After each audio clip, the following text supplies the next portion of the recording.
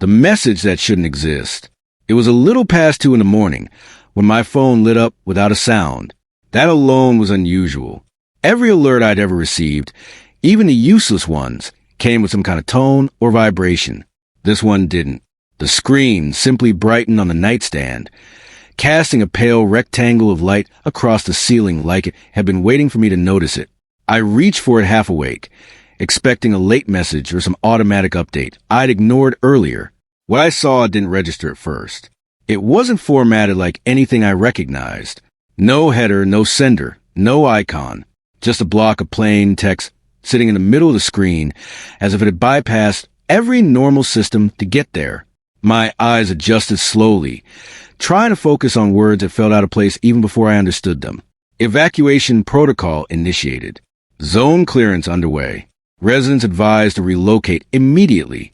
I blinked, then read it again more carefully this time. My town's name was embedded in the message, spelled correctly, positioned exactly where it should be. That detail made it worse. It meant this wasn't random. It wasn't some misdirected alert meant for another region. It was specific, targeted, deliberate. I sat up, fully awake now, holding the phone closer like proximity might reveal something I'd missed. There were no instructions, no timestamps, no links to follow. Just those sentences, hanging there without explanation. It felt incomplete, like I'd only caught part of something larger that had already been sent somewhere else. Then, without warning, the screen went dark. Not dimmed, not timed out, gone. I tapped it immediately, bringing the display back up, expecting the message to still be there. It wasn't. No notification, no trace in the log, nothing in my recent alerts. I checked everything twice, slower the second time, scrolling through menus I rarely opened. There was no record that anything had ever appeared. That was the part that stayed with me. Alerts don't just disappear. I set the phone down and listened. The house was quiet in the way it always was at that hour, but something about it felt heavier now, like the silence had weight to it. I waited for a follow-up alert, something louder, something official. Sirens, maybe. Emergency broadcasts. Even a delayed message confirming what I'd just seen. But nothing came. Outside, the street was still. No passing cars, no distant engines, no movement at all. I walked to the window and pulled the curtain back just enough to look out. The houses across the road were dark, exactly as they should be at 2 in the morning. Nothing looked different. Nothing suggested urgency. And that contrast unsettled me more than the message itself. If something serious enough to trigger an evacuation had just been initiated, there should have been signs. People moving, lights turning on, some indication that others had received the same warning. But the world outside my window looked untouched, like whatever system had sent that alert hadn't reached anyone else, or hadn't meant to. I went back to the phone, checking it again, even though I knew what I'd find. Nothing. It sat there in my hand like it had always been empty, like I'd imagined the entire thing. But I hadn't. I could still see the words clearly in my head, each line fixed in place with a kind of precision that doesn't come from imagination. Evacuation protocol initiated. The phrasing bothered me. It wasn't urgent in the way normal alerts are. It didn't say run or leave now. It sounded procedural, controlled, like a step in a process that had already been decided. Something planned, not reactive. I stood there for a long moment, trying to decide what to do with information that didn't officially exist. There was no one to call, no confirmation to look for, just a message that had appeared long enough to be read, and then removed as if it had served its purpose. And the longer I thought about it, the more that possibility started to settle in. Maybe it had. Maybe I wasn't supposed to see it. A town that feels slightly off. By the time morning came, I had almost convinced myself the message didn't matter. Lack of sleep has a way of distorting things, making small details feel bigger than they are. That was the explanation I kept returning to as I got ready and stepped outside, expecting everything to feel normal again. At first glance, it did. The sky was clear, the same pale blue it always was this time of year.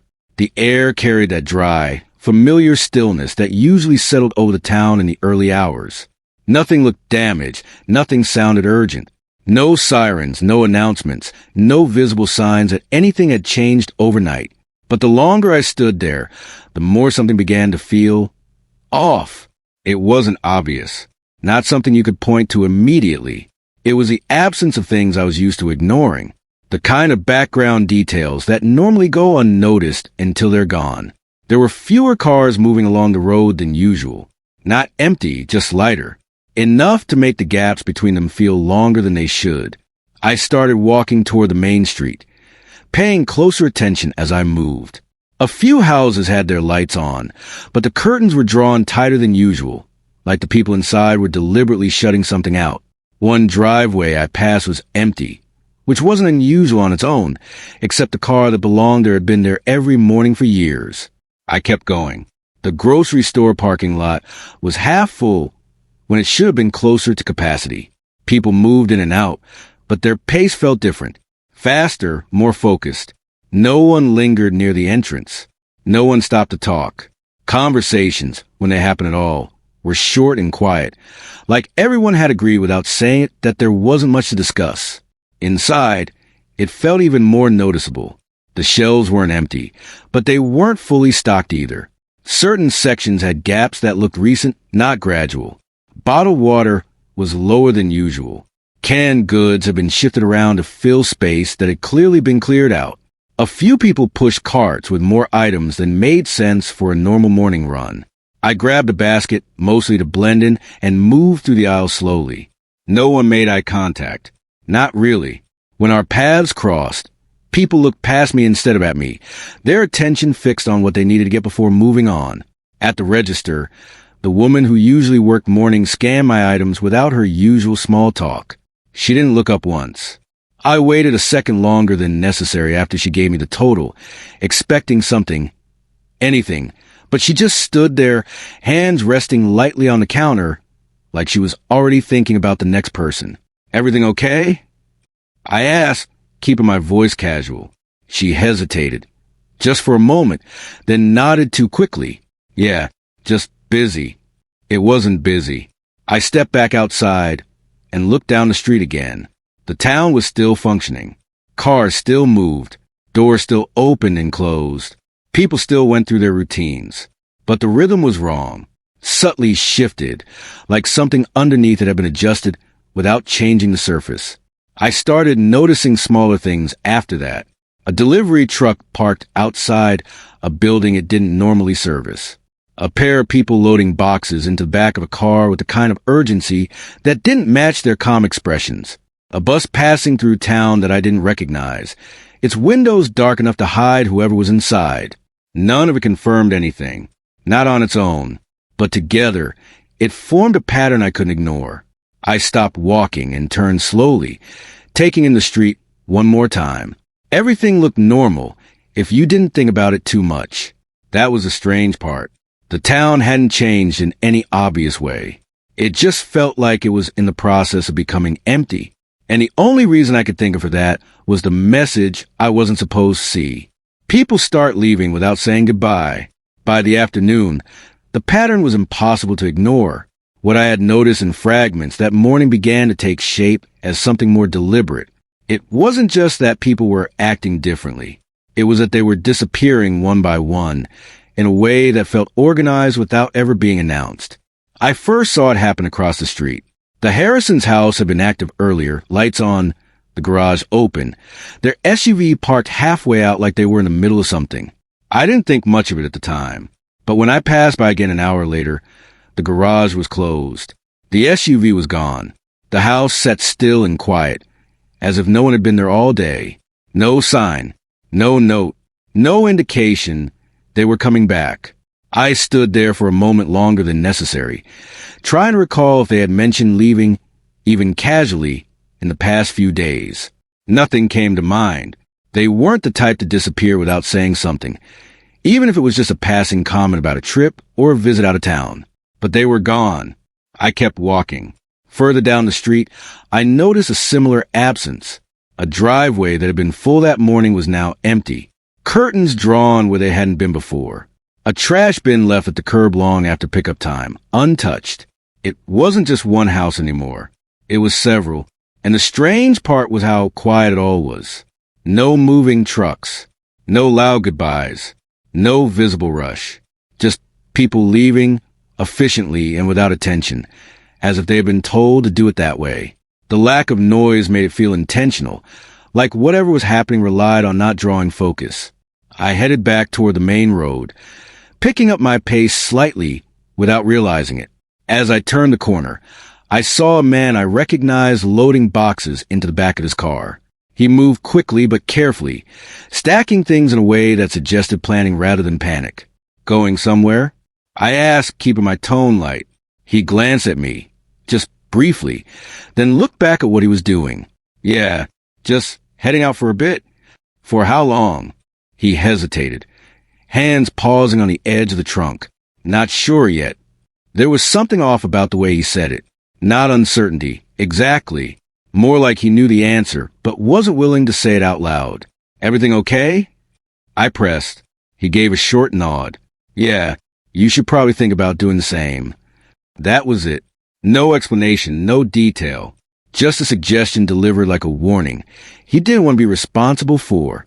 I watched him close the trunk, get into the car, and drive off without looking back. The rest of the afternoon followed the same pattern. Cars leaving at irregular intervals. People moving with purpose but without urgency.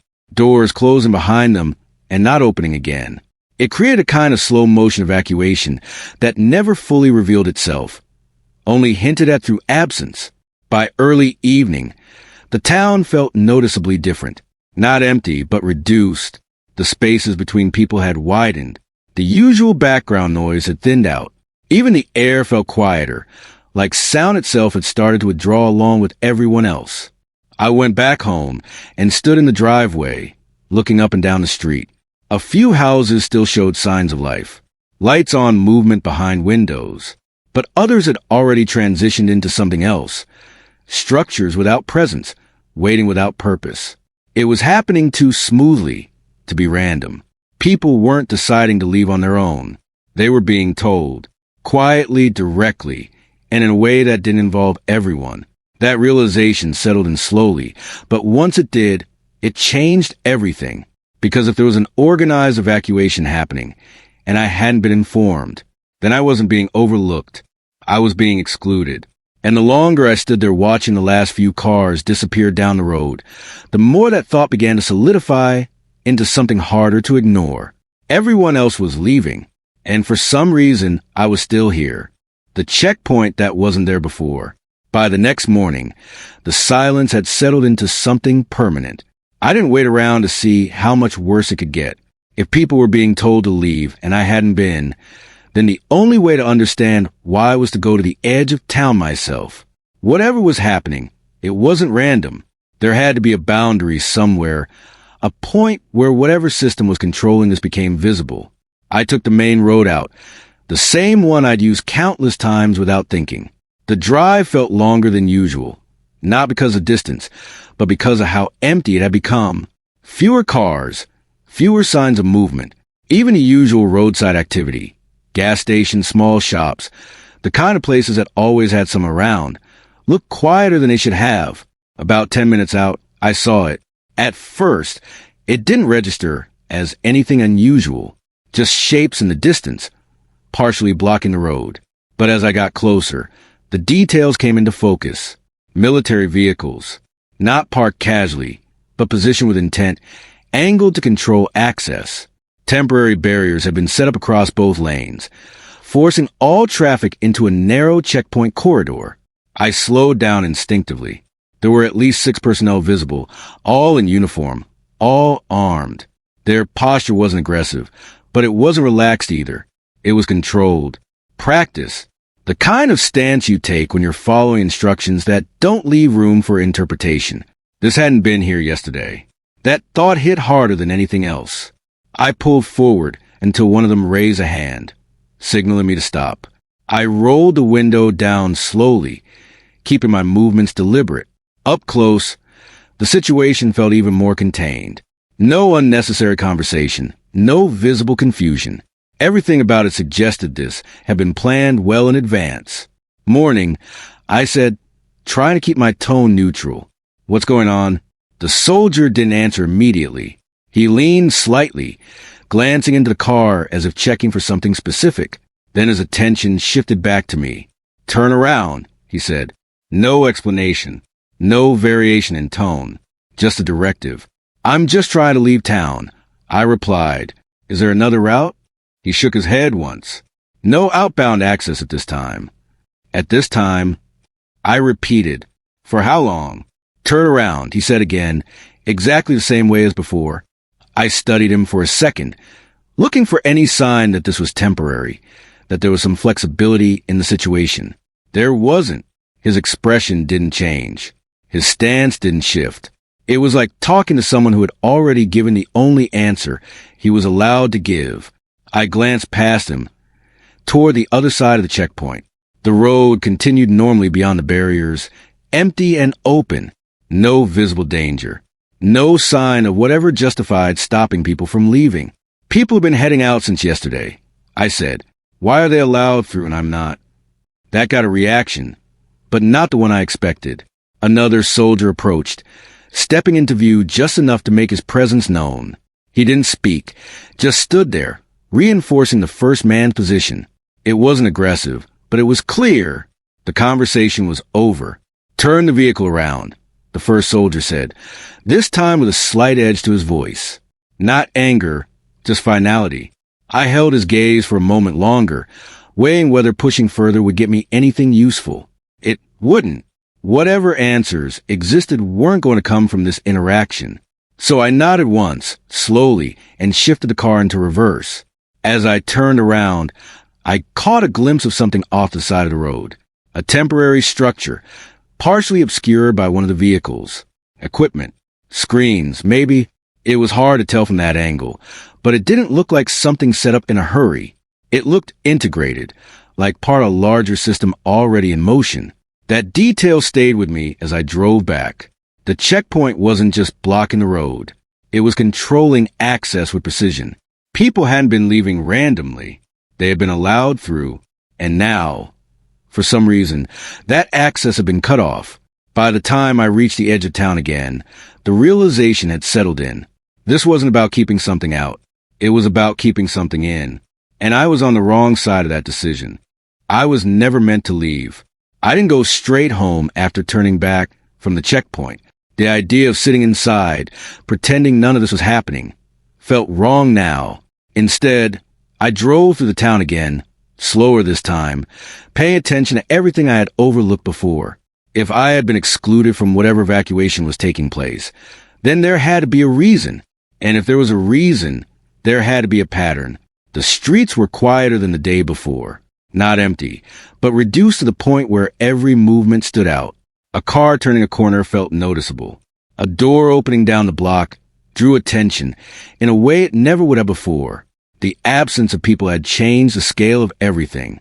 It made small details louder. I passed the grocery store again. The parking lot was nearly empty now. Only a few vehicles scattered across spaces that had been filled just hours earlier. The front doors slid open and closed automatically, even when no one was there to trigger them, reacting to nothing. Inside, I could see shelves that looked more uneven than before, as if whatever had been taken earlier hadn't been replaced. I kept driving. At the edge of the residential area, I noticed a house with its front door wide open. No car in the driveway, no lights on inside, just the door, left that way like someone had stepped out for a moment and never come back. I slowed down, considering whether to stop, but something about it felt staged, not intentionally, but as a result of something moving too fast for people to finish what they started. That was when it became clear. This wasn't panic. Panic leaves a mess. It leaves noise, confusion, mistakes. What I was seeing was controlled. People had left quickly, but not chaotically. They had taken what they needed and gone, leaving behind only what didn't matter enough to carry, which meant they had time. Time to prepare. Time to decide. Time to leave in an orderly way. Time that I hadn't been given. I pulled over near the town office building, a place that was usually busy during the day. Today, it looked closed. Not officially, no signs or notices, but the doors were locked and the windows were dark. I got out of the car and walked up to the entrance, checking the handle out of habit. Locked. I stepped back and looked through the glass. The interior was still intact. Papers on desks, chairs pushed in, everything left exactly as it had been. It didn't look abandoned. It looked paused, like someone had decided to stop everything at once. I stood there longer than I needed to, trying to connect what I was seeing with what had happened at the checkpoint. People had been allowed to leave. Not everyone, but enough to reduce the town to what was now. And then, at some point, that process had stopped. Cut off. The timing mattered. Because I hadn't tried to leave until after that point, which meant if I had gone earlier, I might have been allowed through. That realization came with a second one. Quieter but heavier. Maybe not. I went back to the car and sat there, replaying the last 24 hours in my head. The message I received, the way it disappeared, the way no one else mentioned anything directly, the checkpoint already in place by the time I got there. None of it felt accidental anymore. It felt selective. I reached for my wallet and pulled out my ID, turning it over in my hand like it might reveal something I had missed before. It didn't. It looked the same as it always had. Same name, same address, same information. But whatever system was controlling access at that checkpoint had seen something different, something I couldn't. I put the ID back and leaned against the steering wheel, staring out at a street that no longer felt like it belonged to the same place it had been a day ago. People hadn't just left. They had been allowed to leave. And for some reason, whether it was in a database, a list, or something else entirely, I hadn't made it through whatever filter decided who could go and who had to stay. The message hadn't been a warning. It had been a mistake. A piece of information I wasn't meant to have. Because if I had known earlier, if I had acted when everyone else did, I might have realized what was happening before the choice was taken away. Or I might have discovered the truth sooner. That this wasn't about missing the evacuation. It was about never being part of it in the first place. The last broadcast before silence. By evening, the town felt like it had settled into a version of itself that wasn't meant to last. The movement from earlier had slowed to almost nothing. What remained was a quiet that didn't feel temporary anymore. It felt like an endpoint. I stayed inside for most of the afternoon, not because I felt safe there, but because I needed to think. Every attempt to make sense of the situation circled back to the same conclusion. This had been organized, controlled, and whatever system was behind it had already moved past the stage where information was shared openly, which meant if anything else was coming, it wouldn't be announced the way it normally would. That thought led me to the radio. It wasn't something I used often, but it was still there, sitting on a shelf where it had been for years. I turned it on, expecting static or silence. Instead, I found something worse. Every local station was gone, not off the air completely, but replaced. The usual mix of music, talk, and advertisements had been overridden by a single repeating message. It played on one frequency, then another again, as if every available channel had been redirected into the same controlled output. The voice was calm. Too calm. Residents are advised to remain indoors. Avoid all unnecessary travel. Emergency services are currently unavailable. Further instructions will be provided when appropriate. It repeated after a brief pause, identical each time. No variation, no updates, no additional information layered in. Just the same words, delivered with a kind of steady tone that felt designed to prevent panic rather than explain anything. I adjusted the dial slowly, checking every station I could find. Same message, different frequencies, same voice. I leaned back, listening to it loop again. The phrasing was careful. It didn't mention evacuation. It didn't acknowledge what had already happened. It spoke as if the town was still intact, as if people were still here to hear it. But most of them weren't. That disconnect made it harder to trust. I turned the volume down slightly and sat there, letting it play in the background while I watched the street through the window. Nothing moved. No cars, no people, no sign that anyone else was reacting to the same message, which raised a question I couldn't ignore. Who was this for? If the majority of the town had already left and the rest of us hadn't been informed properly, then this broadcast wasn't meant to guide us. It was meant to contain us. The wording supported that idea. Remain indoors. Avoid travel. Emergency services unavailable. It wasn't advice. It was instruction without explanation. The message repeated again and again. Each time, it felt less like information and more like a placeholder, something designed to fill the space where real communication should have been. I left it on longer than I needed to, partly out of habit, partly because turning it off felt like cutting the last connection to anything outside. Even if that connection was artificial, controlled, incomplete. After about an hour, something changed, not in the message itself, but in the way it ended. Instead of looping immediately, there was a delay, a longer pause than before, just enough to make me look back at the radio, expecting something new to follow. Nothing did. The message started again, exactly the same. But that pause stayed. It happened the next time, too, and the time after that. Slightly longer each cycle, like the system behind it was losing consistency or attention. I moved closer, watching the display as if it might show something different. It didn't. No signal changes, no interruptions. Just the same broadcast, repeating with small imperfections starting to creep in. Then, without warning, it stopped. Not gradually, not fading out, just gone. The silence that followed felt heavier than anything that had come before it. No static, no fallback signal. Nothing filling the gap it left behind. Just empty air where a controlled voice had been moments ago. I waited, expecting to return. It didn't. I adjusted the dial again, moving through every frequency. Nothing. No music, no voices, no background noise of any kind. For the first time since this started, there was no attempt to communicate at all. Whatever system had been managing the broadcast had either shut down or moved on, and that left only one possibility. There was nothing left to say. I turned the radio off, more out of instinct than necessity. The silence didn't change. It stayed exactly the same, pressing in from every direction, filling the space where information used to be. Outside, the town remained still. Inside, I stood there for a moment longer, letting the absence settle into something I could understand. The message had never been meant to inform.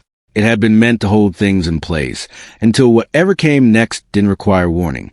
And now, whatever that was, had already begun. The first sign something is wrong.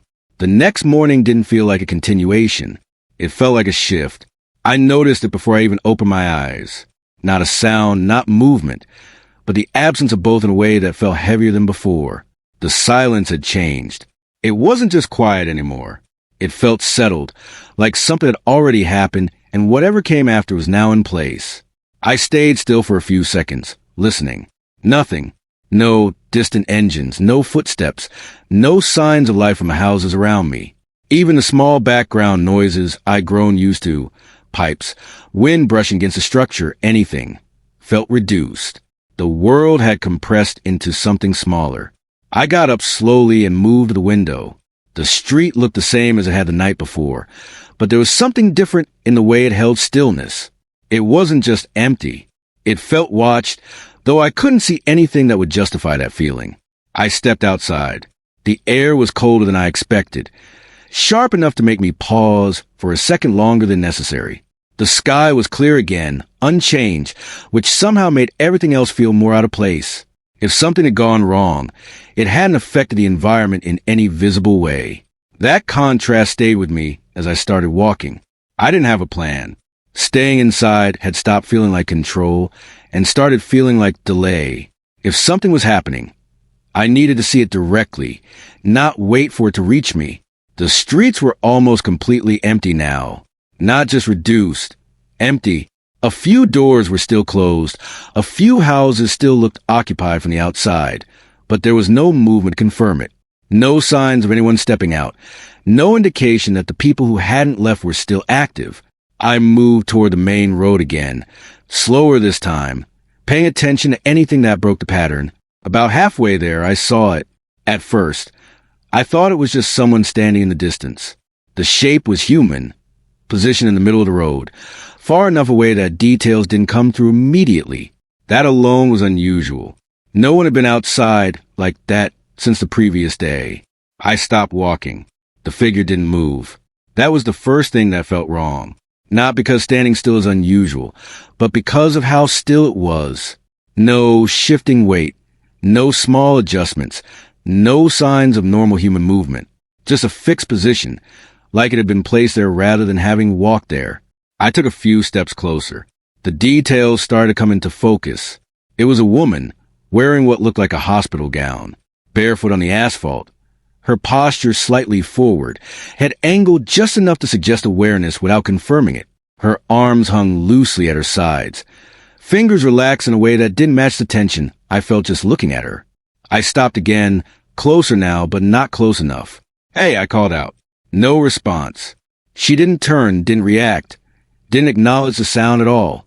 That wasn't normal. I shifted slightly to the side, changing my angle to see if that would trigger any kind of reaction. Nothing. Then, slowly her head moved, not toward me, past me. It rotated with kind of smoothness that didn't feel natural, like the motion had been delayed and was now catching up all at once. Her eyes followed something behind me, though I couldn't tell what. The movement was controlled, but not in a way that suggested awareness. More like a response without context. I felt it then. Not fear exactly. Not yet. Recognition. Something about the way she moved, the way she held herself, didn't match anything I understood as normal human behavior. It wasn't panic, wasn't confusion. It was something else entirely. Something stripped down to the point where it no longer followed the same rules. I took a step back. Her head stopped moving. Then, after a brief pause, she shifted forward. One step, slow, deliberate, measured in a way that felt intentional but not conscious. I stepped back again. She followed, not faster, not aggressive, just consistent. That was enough. I turned and started walking back the way I came, keeping my pace controlled, resisting the instinct to run. I didn't know what she was, but I knew enough to understand that staying there wasn't an option. Behind me, I could hear her footsteps. Steady, unchanging, matching distance without closing it too quickly. I didn't look back again. By the time I reached my house, my understanding had shifted completely. Whatever this was, whatever had triggered the evacuation, it wasn't theoretical anymore. It was here, and I had just seen the first sign of it. Locking myself inside wasn't enough. I didn't stop moving until I was inside. The door shut harder than I intended, the sound echoing through the house in a way that felt louder than it should have been. I locked it immediately, then checked it again, turning the handle just to make sure the mechanism had fully engaged. It had. Still, I stood there for a second longer, listening. Nothing. No footsteps outside. No sound of movement approaching the door. Just the same silence that had been there before, unchanged, indifferent to what had just happened. I moved through the house quickly, closing curtains, checking windows, securing anything that could be secured. It wasn't a plan. It was instinct. The kind of reaction you fall into when you don't fully understand a threat, but know enough to take it seriously. By the time I finished, the house felt smaller. Not physically, but in the way it held space. Every room now had a boundary. Every window felt like a point of exposure rather than a source of light. The outside world hadn't changed, but my relationship to it had. I stayed away from the front door. Instead, I moved to the side window, the one that gave me a narrow angle of the street without fully exposing the interior. I pulled the curtain back just enough to see. She was still there, further down the road now, moving slowly, following the same path I had taken. The distance between us hadn't closed much, but it hadn't increased either. Her pace was steady, unaffected by anything around her. That confirmed something I had wanted to think about. She wasn't wandering. She was tracking. I let the curtain fall back into place and stepped away. For a moment, I tried to rationalize it. Exhaustion, confusion, some kind of medical condition. But the way she had moved, the delay, the precision, the lack of response, didn't align with anything I could explain that easily. And then there was the timing, the evacuation, the checkpoint, the broadcast that had told people to stay inside without explaining why. It all connected too cleanly. I went to the kitchen and started pulling things out without thinking too much about it. Bottled water, whatever canned food I had, anything that didn't require preparation. I set everything on the counter, then stopped, looking at it. This wasn't enough. not long-term. The realization came quickly, followed by a second one that felt worse. I didn't know how long-term was supposed to be. I moved through the house again, this time more deliberately. I checked every door, every window, every possible entry point. Most of them were already secure by default, but that didn't feel sufficient anymore. I reinforced what I could, using whatever was available. Furniture, tools, anything that added another layer between me and whatever was outside. It gave me something to do, something to focus on. But it didn't change the underlying problem, because no matter how much I secured the house, it was still a fixed position. And whatever she wasn't. That thought stayed with me as the light outside started to fade. Evening came faster than I expected. The shift from day to night happening in a way that felt abrupt, like the transition itself had been shortened. The house grew darker, and with it, the sense of control I had built during the afternoon started to thin. I turned off the lights inside, not out of habit, but necessity. Visibility worked both ways. If I could see out, something out there could see in. The silence deepened. Then, sometime after full dark, it changed. At first, it was subtle, a sound that didn't belong, just at the edge of perception. I held still, trying to isolate it, to separate it from the normal noises of a house settling. It came again, a soft, irregular contact, not at the door, not directly. Somewhere outside, close enough to matter. I moved slowly toward the window, careful not to create any unnecessary noise. The curtain stayed in place. I didn't need to see to know that something had reached the perimeter of the house. The sound came again, slightly clearer this time, a dragging motion, followed by a pause. Then another, measured, repetitive, controlled in the same way her movement had been earlier. I stayed where I was, listening, and in that moment, one thing became completely clear. Locking myself inside hadn't created safety. It had only delayed contact, because whatever had started outside wasn't going to stay out there forever. The system that keeps me alive. By the next morning, I understood something had to change. What I had done the day before, locking doors, blocking windows, reacting to what was happening, had bought me time, but not control. And time without structure runs out faster than you expect. If I was to stay alive here, I needed more than instinct. I needed a system. I started with what I had. Food, water, light, access points. I laid everything out on the kitchen table. Not because it was necessary, but because seeing it in one place forced me to think about it differently. Resources aren't just supplies. They're limits. And once you understand the limits, you can start building around them. The food was inconsistent. Some canned goods, a few dry items, things I bought without planning for anything beyond a normal week. Enough to last, but only if I controlled how it was used. Water was better. I had more than I realized, but it still wasn't infinite. Everything had an end point now. That was the first rule I had to accept. Nothing replenishes itself. I took a notebook from a drawer and started writing things down, not because I needed to remember, but because putting it on paper made it real. Consumption rates, portions, time. I divided the day into sections, assigning purpose to each part of it. Morning for assessment, midday for movement, if necessary, evening for securing and observation, night for stillness. It wasn't complicated. That was the point. Complex plans fail when pressure increases. Simple ones hold longer. Once I had that in place, I moved to the house again, this time with intention instead of reaction. Every room became part of the system. The front door wasn't just an entry point anymore. It was a controlled boundary. The windows weren't just openings. They were observation points with risk attached. Even the hallway became a transition space, something that separated safe areas from exposed ones. I adjusted how I moved. No unnecessary noise. No sudden actions. Every movement had to have a reason behind it. It slowed everything down, but that was necessary.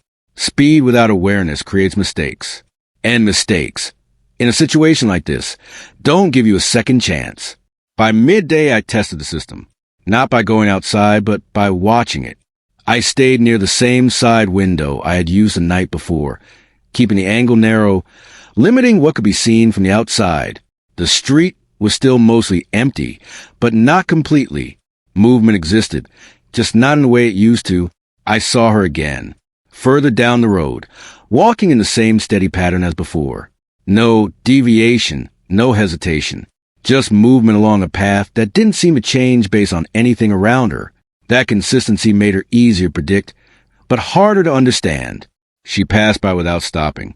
That mattered. It meant I wasn't the only point of interest. Whatever she was doing, it wasn't locked onto me specifically. That reduced the immediate threat, but it didn't remove it. It just changed how I had to think about it. I wrote that down too. Movement patterns, predictability, response delay. The more I observed, the more it started to form something usable. Not answers, but data. And data, if you collect enough of it, becomes understanding. The system expanded. I added rules. No lights after sunset. No open movement near windows. Limited exposure during daylight, and less necessary. Every action filtered through one question. Does this increase my chances of staying alive? If the answer wasn't clear, I didn't do it. By late afternoon, something shifted internally, not outside. Outside remained the same, quiet, controlled, distant. The change was in how I processed it. The fear that had been present since the first encounter didn't disappear, but it became contained, structured in the same way everything else was. It stopped being something that controlled my actions and became something I accounted for. That was the second rule. Fear is useful, but only if it's managed. I checked the doors again as evening approached, reinforcing what I could, adjusting anything that didn't feel stable enough.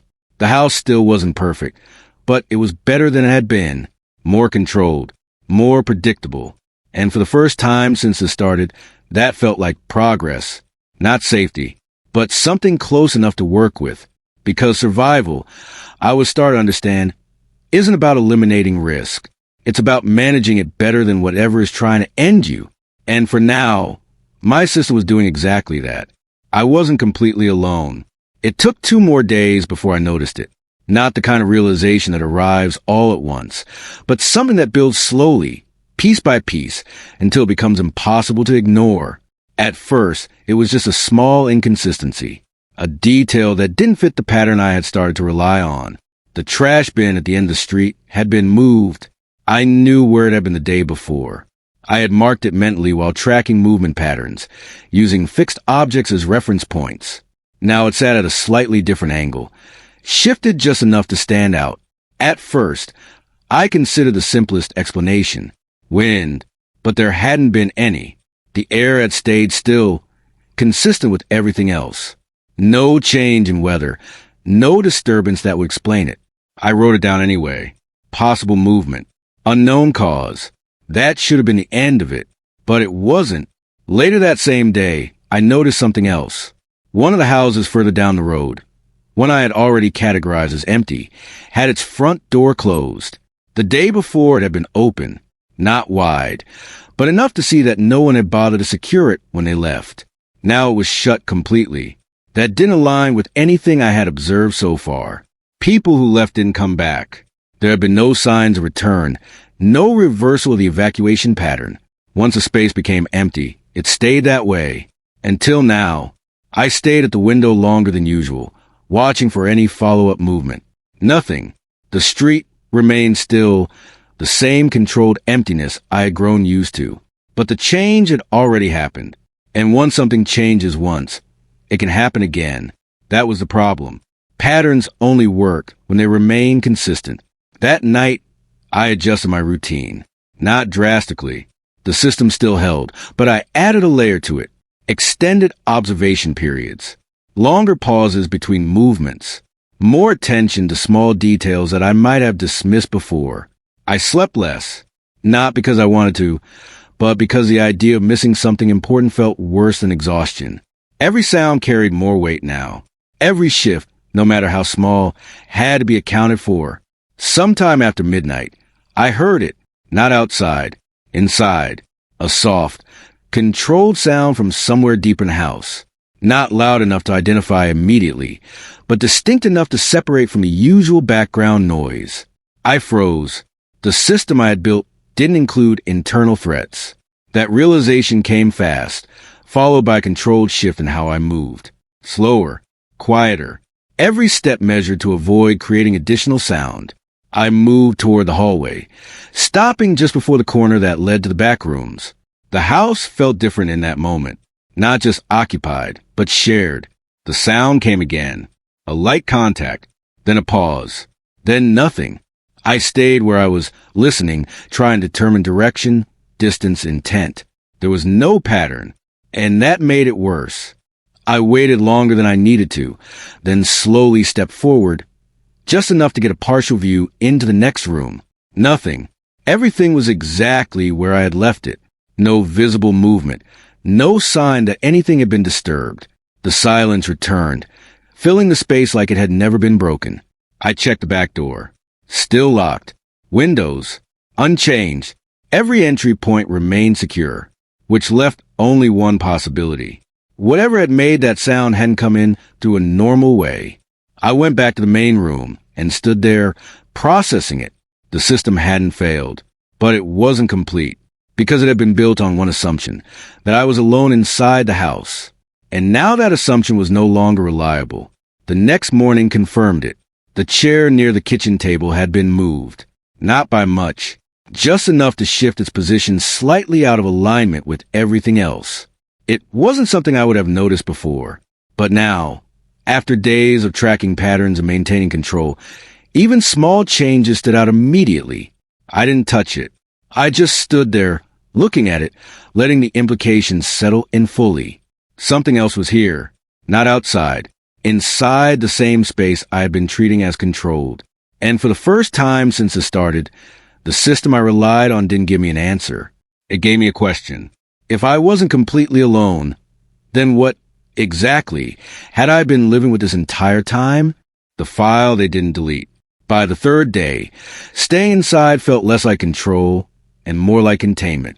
Not the kind I had created, but something broader, something that extended beyond the walls of the house. The changes I'd noticed, the move bin, the closed door, the sound that didn't belong, had introduced a variable I couldn't manage from a fixed position.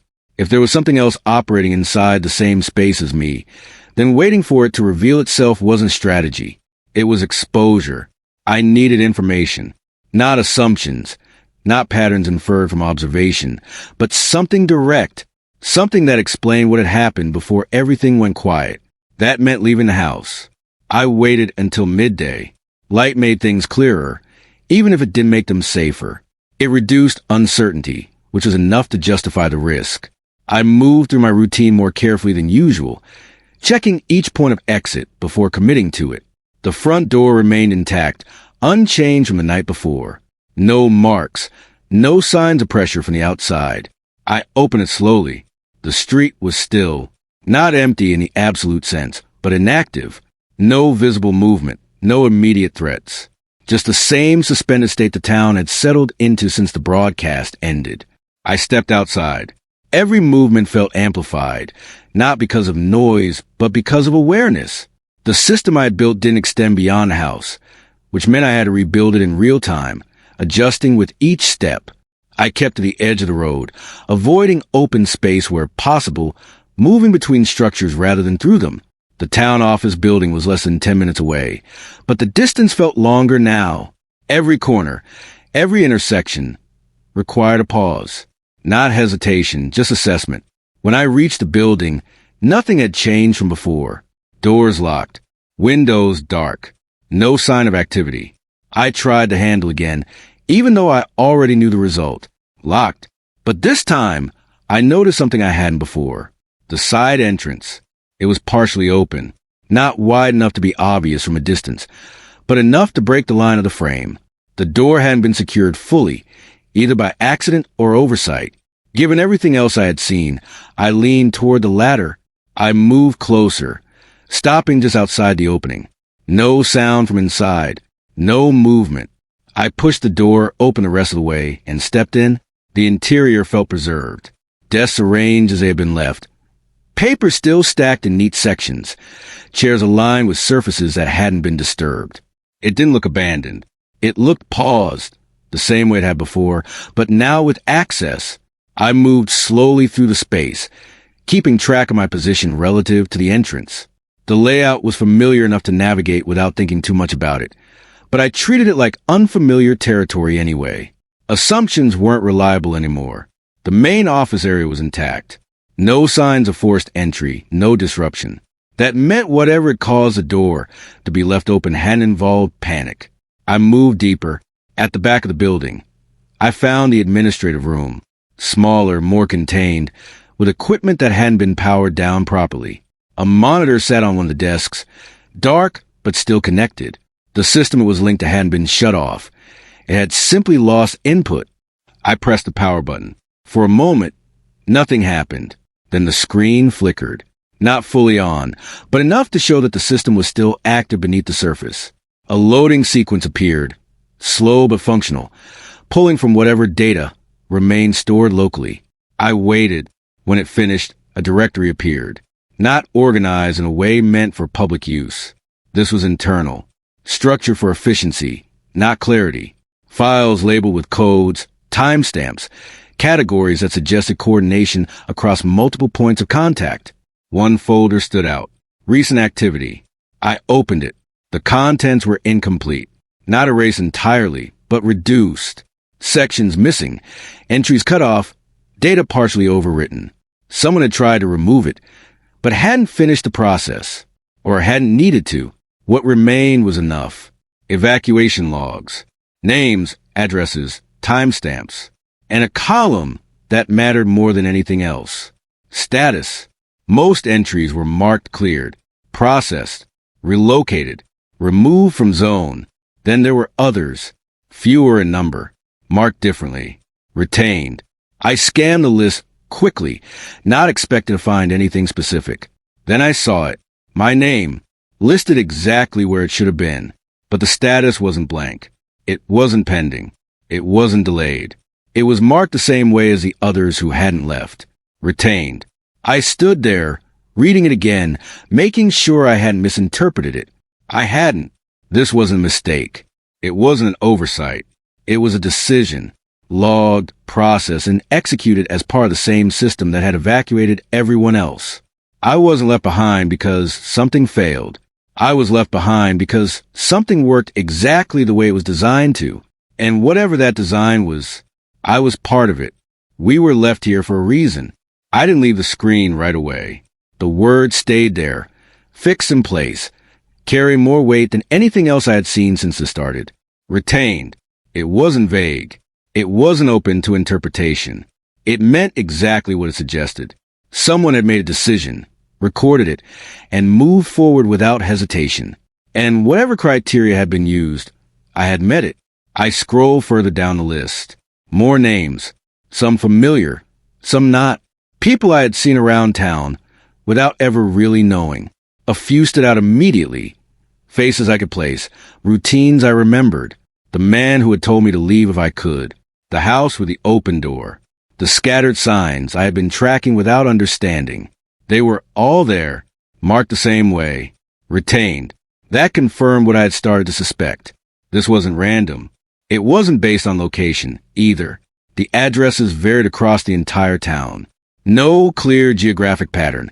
No clustering that suggested containment zones or proximity to anything specific, which meant the selection wasn't about where we were. It was about who we were. I leaned closer to the screen, scanning for anything that might explain it. Columns, notes, identifiers, anything that suggested a reason behind the classification. Most of it had been stripped or corrupted, reduced to fragments that didn't hold enough context to be useful. But there were pieces. Short codes attached to each retained entry, not descriptive on their own, but consistent across the list. Repeated markers that implied categorization beyond a simple yes or no. I didn't understand what they meant, but I understood their purpose. We hadn't just been left behind. We had been grouped. That realization shifted the entire structure of what I thought was happening. Up until now, I had treated the situation as a failure of communication. A system that had worked for most people, but missed a few. But this wasn't a gap. It was a filter, and I was on the side that passed through it. I stepped back from the desk, letting that settle.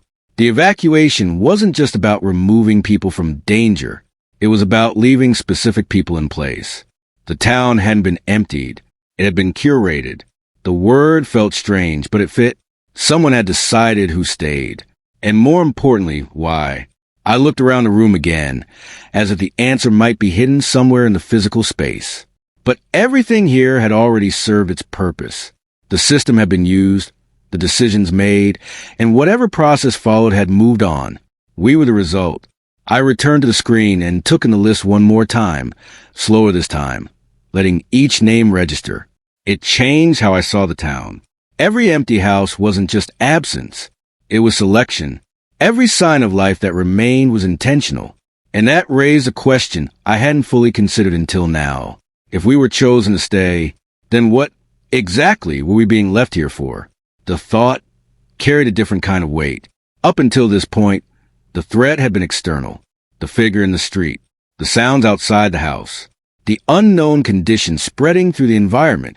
Those were immediate, visible, understandable at a basic level. But this was controlled, planned, which meant whatever was happening here wasn't just something they couldn't stop. It was something they were allowing to happen. Maybe even something they needed to happen. I closed the file and shut the monitor down, not because I had everything I needed, but because staying there any longer wouldn't give me more answers.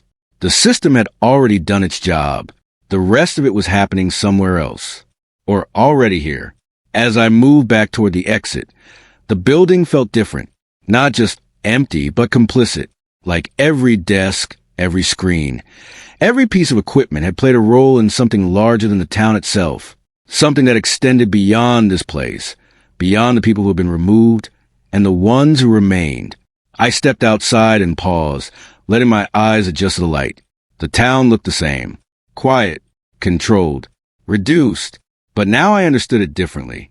This wasn't a place recovering from an event. It was a place being used. And everyone still here, including me, was part of that use, whether we understood it or not. I started walking back, slower than before, not because I was being cautious, but because the urgency had shifted. Survival was still important, but it wasn't the only factor anymore. Understanding mattered now, because whatever reason had placed us here, it hadn't been random, and it hadn't been temporary. We were here on purpose. The only question left was what that purpose actually was. Contact changes everything. I didn't expect to find anyone. By the time I left the building and started back toward the house, I had already adjusted to the idea that whatever remained in this town would stay hidden until it chose otherwise. The patterns I had been tracking, movement, absence, subtle changes, suggested activity, but not visibility. If others were still here, they were staying out of sight for the same reasons I was. Which meant contact wasn't something that would happen by accident. It happened anyway. I saw him before he saw me. At the edge of a side street, partially obscured by a parked vehicle that hadn't moved since the evacuation. He stood close to the wall of a house, positioned in a way that minimized exposure to the open road. The posture was familiar, controlled, deliberate, shaped by the same kind of thinking I had been applying to my own movements. He wasn't wandering. He was watching. I stopped immediately. Not out of fear, but calculation. Distance mattered. So did visibility. Neither of us had committed to the encounter yet, and that space between us held more control than anything else. He noticed me a second later. The shift was subtle. A slight adjustment in stance. A change in where his attention settled. He didn't move toward me. Didn't call out. Just acknowledged my presence and waited.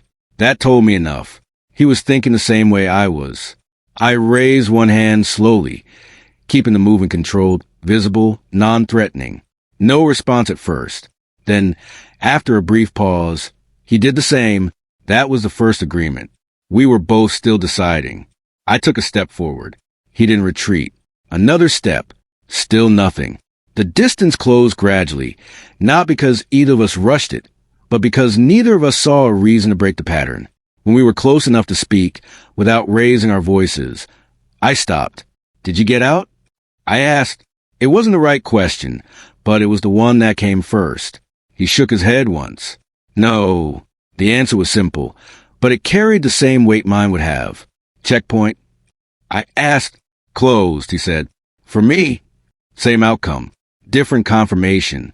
We stood there for a moment, letting that settle between us. You saw the list? He asked. That changed everything. I nodded slowly. Yeah. His expression didn't shift much, but something in the way he held himself adjusted slightly. Not relaxed, not fully, but less guarded. Then he said. I know I wasn't supposed to leave. I replied. I don't know why. He glanced past me briefly, scanning the street, then looked back. Same. That aligned too cleanly to ignore. Have you seen others? I asked. A few, he said. Not like before, not together. Just signs. That matched what I had been observing. Movement without visibility. Presence without confirmation. We weren't alone. We just weren't connected. Until now. What about them? I asked, nodding slightly toward the open space beyond the street. The ones outside. His response came faster this time. They follow patterns. That confirmed my notes. They don't react the way people should, I said. They're not reacting, he replied. They're responding. The distinction mattered. I nodded, processing it. Have you seen them change? I asked. No, he said. Just more of them. That was worse. We stood in silence again, but it felt different now. Not empty, but shared. Information had shifted something fundamental. Before this, everything I knew had come from observation and inference. Now it was being reinforced excellently, confirmed by someone else operating under the same conditions. That made it real in a way it hadn't been before. What are you doing? He asked. Staying inside, I said, tracking patterns, trying not to make mistakes. He nodded. Same. Then, after a moment, he added, It's not enough. I didn't respond right away, because I already knew that. The system I had built worked, for now, but it was based on limited variables, control conditions that could change at any time. The longer this continued, the more pressure it would put on everything I was relying on. We were left here on purpose, I said. He didn't argue. Yeah, he replied. That part's clear. Then this isn't just about surviving. I continued. It's about whatever they're testing. That was the first time I said it out loud. He looked at me for a second longer than before, not with surprise, but with recognition. I've been thinking the same thing, he said. That was the second agreement. Not spoken, but understood. This wasn't random. And whatever came next wasn't going to be either. The experiment I didn't agree to. After I left him, the town didn't feel empty anymore. It still looked the same. Quiet streets, dark windows, no visible movement, but the absence had changed. It wasn't isolation anymore. It was separation. The difference mattered. Before, I had been alone inside a system I didn't understand. Now I knew there were others inside it too, moving to the same conditions, reaching the same conclusions. That made it harder to ignore what this really was. I didn't go straight back to the house. Instead, I walked slower than usual, letting everything I had learned settle into something coherent. The list, the classifications, the patterns, the presence of others who had also been marked and retained. It all pointed in the same direction. This wasn't a failed evacuation. It was a controlled environment, and we were inside it. The word experiment came naturally, not because it sounded dramatic, but because it fit too well. Variables had been selected. Conditions had been established. External factors had been introduced, and then the system had been sealed. Whatever happened next was the result. I reached the house and stopped at the door, looking at it differently than I had before. It wasn't just a barrier anymore. It was a boundary within a larger structure, one I hadn't seen clearly until now. Everything I had done inside, securing it, organizing resources, building routines, had been real but limited. It was control inside a space that was already controlled. I stepped inside and closed the door behind me. The system I had built was still intact. Nothing had changed physically. The chair was where it had been. The supplies were still organized. The boundaries still held. But the meaning behind all of it had shifted. Before it was survival. Now it was participation. That thought didn't sit well. I moved to the table and opened the notebook, flipping to the pages I had filled over the past few days. Observations, patterns, rules. Everything I had written made sense within the context I had been working from. But now there was another layer above it, one that reframed everything. I wasn't just adapting to a situation. I was responding to a design. And that meant my actions weren't isolated. They were part of something being observed, measured, maybe even expected. I closed a notebook and leaned back, letting that settle. If this was an experiment, then it had parameters, limits, objectives. No system operates without purpose. The evacuation hadn't just removed people. It had shaped the environment into something specific, something that allowed whatever came next to be observed clearly, which meant the question wasn't just how to survive. It was what they were trying to learn. I stood up and walked to the window, keeping the curtain in place as I looked through the narrow gap I had been using.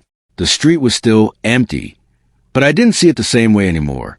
Every movement I had tracked, every pattern I had identified, now felt like data points in something larger. The figures outside, the way they moved, the way they responded, the way we adapted. It all fit together too cleanly to be coincidence. I thought about the others. The man I had just spoken to, the signs of movement I had noticed before, the people listed alongside me in that file. We weren't just survivors. We were variables, different responses to the same conditions, different ways of adapting to the same threat. That was the point. Not just to see if we could survive, but how we would do it. I stepped back from the window and moved through the house again, not checking for security this time, but for understanding. Every decision I had made, every adjustment to the system, had been based on what I thought was necessary. Now I had to consider something else. What if those decisions were exactly what they wanted? What if the system wasn't just containing us, but guiding us? That thought stayed with me as the light outside started to fade again. Night approached the same way it always had since this began, quiet, controlled, without warning. But this time, I didn't feel the same uncertainty. Not because I understood everything, but because I understood enough. This wasn't temporary. This wasn't random. And it wasn't out of control. It was structured, deliberate, ongoing. I sat down and looked at the notebook again, then added one more line at the bottom of the last page. Not a rule, not an observation, a conclusion. I am not surviving this situation. I am inside it. And whatever this place has become, I never agreed to be part of it.